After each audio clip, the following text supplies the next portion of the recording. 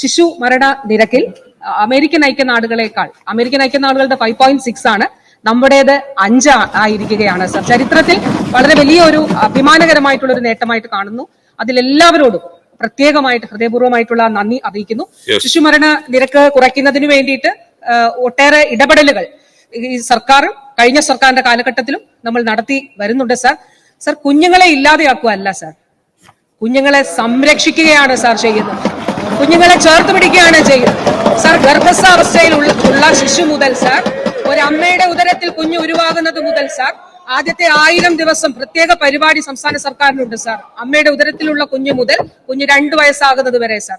അതിനുശേഷം 3 വയസ്സ് മുതൽ കുഞ്ഞ് അങ്കണവാടിയിലേക്ക് എത്തപ്പെടുന്നുണ്ട് സാർ, പോഷകാഹാരം നൽകി സാർ. അതുകൊണ്ട് തന്നെ ശിശുക്കള് ഇപ്പൊ ഹൃദ്യമാകട്ടെ, അത് ജനിതക ഹൃദയ വൈകല്യമാണ് സാർ. അതുപോലെ കെയർ സാർ, അപൂർവ രോഗങ്ങൾ. ഇപ്പൊ ഈ അടുത്ത് സംഭവിച്ച ഒരു കാര്യം കൂടെ പറയട്ടെ സാർ. നമ്മൾ ഫീറ്റൽ മെഡിസിൻ ഡിപ്പാർട്ട്മെന്റ് ആരംഭിച്ചു, SIT-യിലാണ് സാർ. എന്താണ് അതിന്റെ ഗുണം?